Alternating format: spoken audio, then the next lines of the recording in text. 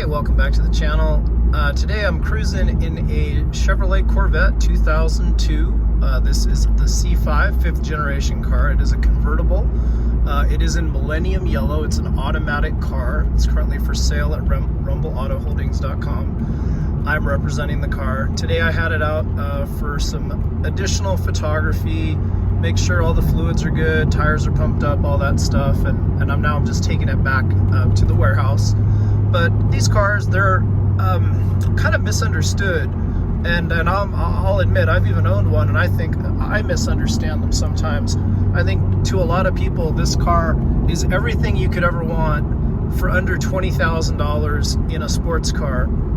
Granted, if you add some of the performance options, the manual transmission, Z06, fixed roof coupe package, the price goes up. But if we're honest, there's a lot of performance here for the money. There's a lot of fuel economy here for the money. It's just a really well-rounded American sports car from the era. Gives you some interesting styling cues, some of which are very reminiscent of Japanese cars we love, like the 3rd generation RX-7.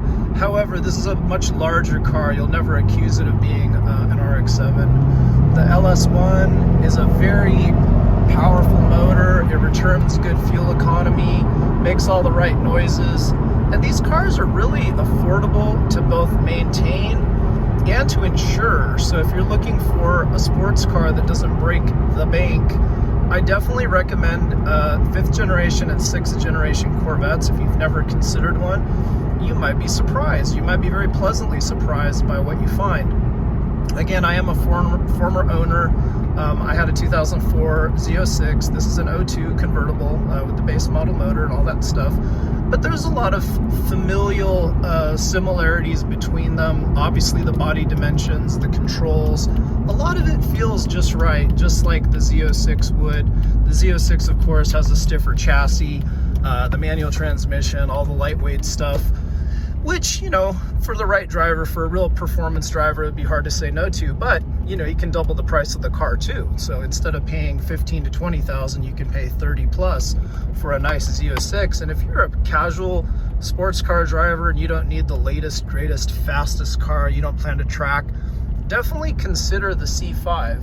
I think with the right set of modifications, these cars are very pleasing to own. There are some things that frustrate me about them, and if you're an import car enthusiast, you'll probably also be frustrated, but that doesn't mean you can't resolve them. There's a lot of aftermarket support for Corvettes, so never forget that. I think it's easy to forget that. So now we pull up in one front mid-engine car to another, because that's my car and I'm taking it home. This one's going back into storage. But I wanted to share a little bit of that kind of real world experience with the C5 Corvette. These cars have great HVAC. You do want to modernize a few things like the stereo, which this owner has done, but they have dual zone climate control. The AC blows very cold. There's a lot of good things here for the money.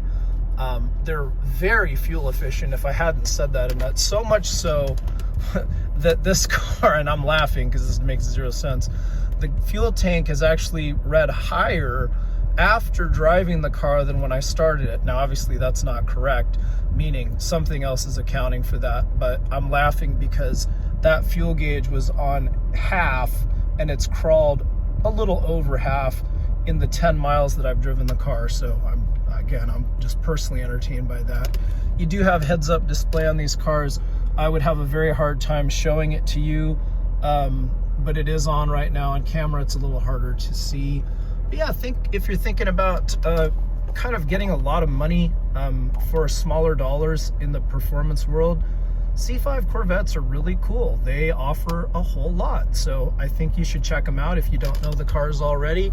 I would say every American-born person probably at some point lusts over a Corvette. It is the heartbeat of America, the old joke, Chevrolet and GMC and all that stuff. So it is a proper American-made sports car, and they do get a lot of things right. So for all the nitpicking we can do of the Corvette, with the plastics that are too hard and the steering wheel that's too large for the car, lots of little niggle points, they also do a lot of things surprisingly right. The controls on this car are pretty great. The steering feels pretty great. The brakes are pretty great. You do get a lot. It's not like Corvette and GM sit on their hands developing these cars. This car has tons of time in the world, similar to Porsche 911. There have been Corvettes since 1953, so the lineage is pretty awesome. You've got these awesome fenders, which always make you know you're in a Corvette. And yeah, just something to look at. Hope you enjoy these little videos. Now I'm gonna get in my other front mid-engine V8 powered car, albeit a Japanese one with much less power than this car, to head home. But enjoy the video, and I hope you guys had some fun and maybe even learned a thing or two. And if not, ask questions. I'm always happy to try to educate. Being an import owner first and foremost, I think these cars don't always get the right press and the right attention, but I think you might be impressed and surprised. Hopefully so. Thanks for watching as always. Have a wonderful summer. I hope you all have nice weather and get out and enjoy your fun enthusiast cars. Take care, everybody. Bye-bye.